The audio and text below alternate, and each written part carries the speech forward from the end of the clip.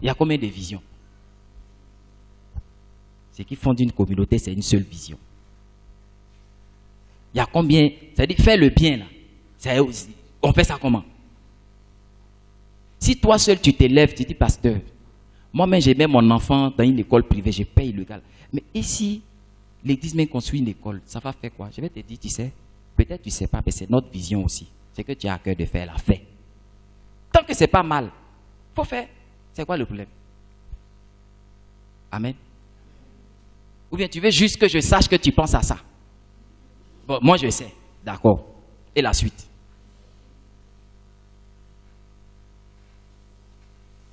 Amen. Tout ça, c'est des fardeaux gênants. Après, vous êtes étonnés. On a prophétisé sur ma vie, mais la bénédiction tarde à venir. Vous avez des fardeaux gênants dans vos vies. L'autre côté, mais je ne veux même pas parler. C'est-à-dire que... Pardon, nous sommes en train de rentrer. Je vous assure, le Seigneur a ouvert devant nous la porte de bénédiction dont il parle. Quand Dieu dit, je vais vous bénir ensemble, on est arrivé devant cette porte. Les 2 mois qui restent pour finir l'année, le Seigneur va faire des choses sans nom au milieu de nous. J'en suis convaincu. Le Seigneur va établir des bénédictions sans nom au milieu de nous. On le vit, on le voit. Vous savez, je veux que les gens rendent témoignage. Mais vous avez peur, je ne sais pas pour quelle raison.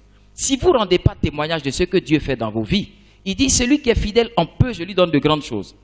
Mais je fais même, vous ne rendez pas gloire à Dieu. À qui attribuez-vous le miracle qui s'est produit dans vos vies?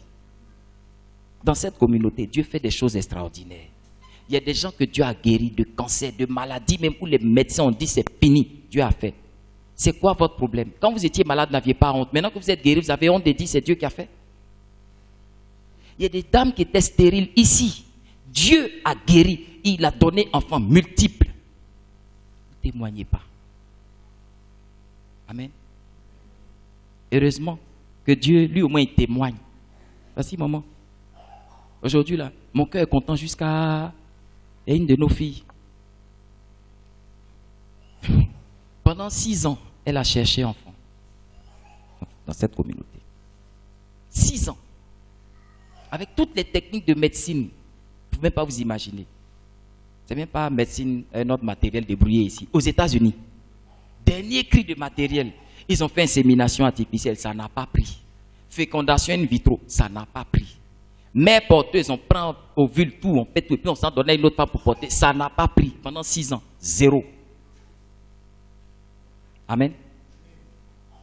L'année dernière, une petite prière, mais avec une obéissance d'enfant, cette femme s'est jetée dedans. Bébé là va venir vous trouver ici d'ici quelques temps. Même les médecins qui ont fait toutes ces pratiques pendant 6 ans, quand elle leur dit, me voici, c'est moi, ils disent non, c'est pas possible. C'est même pas une affaire de mère porteuse, c'est moi-même, mon ventre est gros devant moi, voilà ça. Dieu fait. Maintenant, bon, si tous les dimanches, on vient, on prêche, mais personne ne témoigne de Dieu, en ce moment, on fait quoi? On fait lecture, comme à l'école. On prend un livre et puis on lit. Excusez-moi, hein, ce n'est pas de ça qu'il s'agit. Ce n'est pas de ça qu'il s'agit. Dieu, il est réel. Vous ne témoignez pas. Ça aussi, c'est un fardeau gênant. Amen. Dieu, il aime ça. Il aime qu'on lui donne la gloire. Il ne vit que de ça. Quand Ézéchiel se trouve au bord du fleuve et qu'il a sa vision, Ézéchiel, là, vous remarquez juste Ézéchiel pour ossements desséchés. Mais lisez bien Ézéchiel. Lisez bien. Ézéchiel a une apparition du Seigneur. Quand il voit le Seigneur a une ceinture d'or, des yeux rouges, le feu brûlant autour de lui. Et le Seigneur lui dit, moi j'aime la gloire. Oh. C'est pour ça que Dieu dit, je ne partage pas ma gloire avec un homme. Ça là, c'est pour lui. Donc quand nous venons, on dit, ah vraiment, assemblée, je vais donner toute la gloire au Seigneur. J'étais, et voici par une action de Dieu, ce que je suis devenu. C'est ça le témoignage. Je suis au départ dans une situation difficile, d'incapacité, de maladie, de ceci. Et puis, par une action de Dieu, jeûne, prière, parole, mon cher. Et puis, je me retrouve à un stade où Dieu a accompli ce que j'attendais, que je ne pouvais pas avoir par moi-même. Voici le témoignage. Que la gloire revienne à Dieu. Quand vous le faites, le Seigneur se réjouit. Il dit, voici un enfant reconnaissant. En peu de choses, il s'est montré reconnaissant. Je vais faire encore un plus grand miracle. Alléluia. Le manque de témoignage, c'est un fardeau gênant. Même le mensonge, gros fardeau gênant. On ment.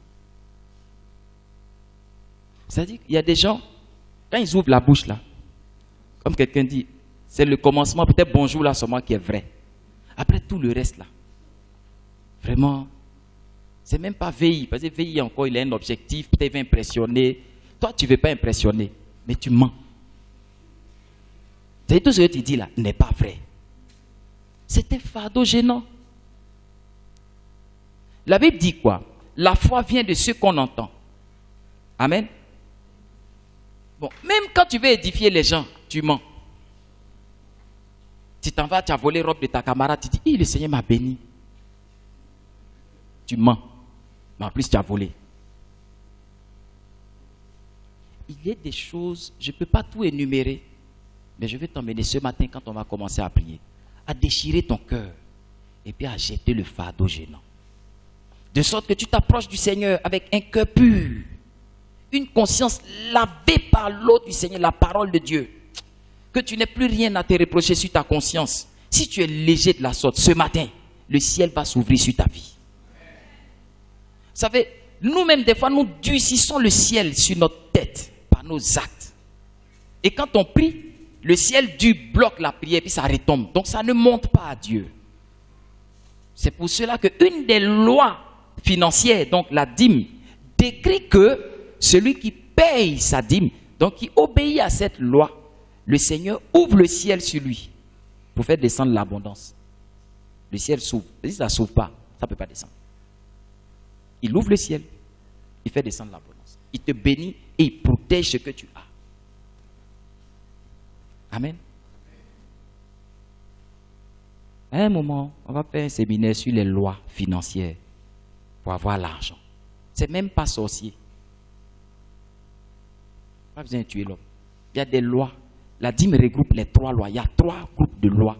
C'est-à-dire il y a des lois qui vous font avoir. Tu n'avais rien, mais tu gagnes. Il y a des lois qui vous font avoir plus vite. Donc en abondance. Beaucoup et puis plus vite. Il y a des lois. D'accord. Vous pouvez avoir pendant que vous n'aviez pas. Mais dès que vous avez, vous dépensez. Ça vous appauvrit. Vous pouvez avoir beaucoup et vite. Mais dès que ça vient beaucoup et vite aussi, ça s'en va.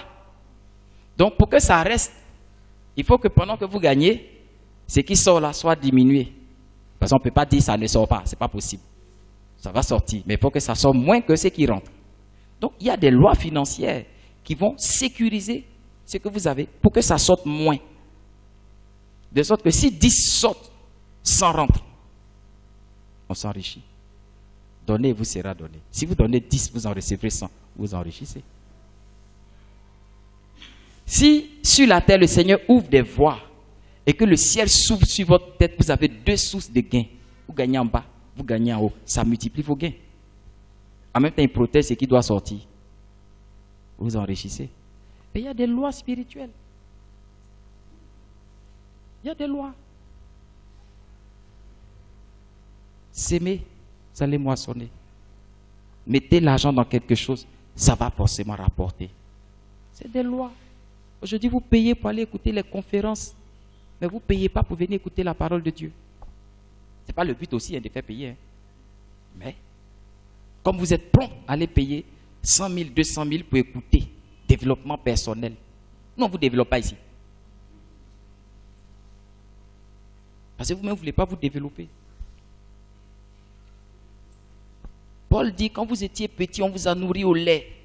Et maintenant que vous avez vieilli, on ne peut plus vous donner du lait. Amen. Il n'y a pas un bébé ici? Où est le bébé? Soulevez-moi un bébé. Il y a un bébé qui tousse là, on peut le soulever? Voilà. Regardez le bébé qui est là-bas. Le bébé là, si je le prends et puis il fait pipi sur moi, je vais sourire même. Amen. Parce que c'est un bébé. Mais vieux comme vous êtes là, quelqu'un va pisser sur moi. Je vais le gifler même. Amen. Pourquoi? Parce qu'à ton âge là, ce n'est pas autorisé. Donc il y a des choses qu'on concède à un enfant, qu'on ne concède pas à un vieux adulte. Il en est de même avec Dieu. Quand vous êtes converti, né de nouveau, vous êtes bébé spirituel. Il y a des choses que Dieu va vous étaler dans un temps de grâce. Il va vous tolérer parce que vous êtes bébé. Le bébé là, je le prends, il vomit sur moi-même, je souris, je suis content, je le bénis même. Il est en bonne santé, il rote, il vomit. Il est bébé. Je prends sa couche même là, il a fait tous les trucs là-dedans, je nettoie bien, il est bébé. Amen. Mais il aura un temps de grâce. Après ce temps, on ne peut plus lui tolérer ça parce qu'il n'est plus bébé. Amen. Ouais, on va le chicoter. C'est pareil avec vous. Il y a un temps de grâce que Dieu met au devant de vous pour votre évolution. Il vous regarde. Il sait que vous... Il y a des vieux dans le Seigneur ici. Mais ils portent les couches pour faire apparence de bébé. Vous avez vu tous les fondements des grandes églises en Côte d'Ivoire ici, même ailleurs. Mais quand vous intégrez une communauté, vous venez en couche. Il reste un peu, va vous mettre dans poussette. Pourtant, celui qui est au ciel, là, il vous reconnaît. Il dit, mon serviteur, ne te trompe pas. Ça, c'est un vieux chrétien. Il ment. C'est un fardeau gênant. Il faut vous en débarrasser. Hein? Il y a des hommes mariés ici. Si le soir arrivé au travail, votre femme vous sert Cérélac, mais on va faire délivrance. Vous allez bien la boxer même. Cérélac. Ma femme, il s'agit de quoi? Qu'est-ce qui n'a pas marché? C'est quoi ça? Elle dit, hey, quand tu étais bébé, tu mangeais ça, non? Ça va devenir palable. Pourquoi? Et là, tu veux viande de brousse. Avec tes vieilles dents bien dures pour croquer os. Il en est de même dans le Seigneur. À un moment donné, vous êtes devenu vieux. Mangez les choses de vieux. Amen. Je vois beaucoup. Vous savez, ici, là, je n'ai jamais interdit à qui que ce soit d'aller à d'autres programmes. J'estime que ce n'est même pas nécessaire. Vous allez partir. Je pense même que c'est bon, à des moments, d'aller et de découvrir certaines facettes de la parole de Dieu. Parce que les hommes de Dieu ont des grâces différentes, ont des manifestations d'esprit de manière différente. C'est ce que la Bible dit. Aux uns, il est donné ceci, aux autres, il est donné cela. Pour édifier le corps de Christ en vue de l'œuvre du ministère. Même deux personnes qui prophétisent de différentes manières. Donc, sur ce point, je n'ai pas de problème. Vous savez que des fois même, j'invite des gens qui ont un ministère différent du mien pour vous aider à partager quelque chose. Mais là où vous vous trompez, c'est de croire que ce qui construit une vie, c'est le lieu prophétique. Ça aussi, c'est un mauvais fardeau. Beaucoup d'enfants de Dieu sont fidèles dans une communauté. Parce qu'en général, Dieu vous établit dans une communauté où il vous nourrit. Et puis vous grandissez là. Mais là, ça ne vous plaît pas. Lui-même vous donne Cérélac au début. Parce qu'au départ, c'est ce qu'il vous faut. Vous sortez de là. Vous allez dans une communauté de géants. Vous voyez, ils ont fini leur temps de Cérélac. Hein. Ils sont en train de croquer os de mouton. Vous arrivez là-bas et vous votre Cérélac. Vous n'avez même pas les dents de os là. Mais ce qui s'est fait là-bas, là, ça ne vous bénit même pas. Vous imaginez, on aime ce bébé que j'ai su, on l'aime jusqu'à, sa maman l'aime jusqu'à... Si tout à l'heure, j'ai dit, il y a un cocktail, et puis Nadège nous fait les côtelettes de mouton. L'enfant, il va manger côtelettes là aussi. Amen. Donc vous êtes étonnés. On va prophétiser des choses sur vos vies. La dimension de ces lieux-là, ce n'est pas pour vous encore. La parole de Dieu est un couteau à double tranchant. Quand elle ne vous fait pas du bien, ah, vous n'imaginez pas. Hein? Vous n'imaginez pas. À la vérité, que de recevoir la bénédiction, vous recevez la malédiction. Donc, sachez marcher. Vous aimez ça, vous courez ici, je prophète ici, ce prophète-là, ce prophète-là, ce prophète-là. Bon, même dans le physique, quel est ce malade? Docteur Flora,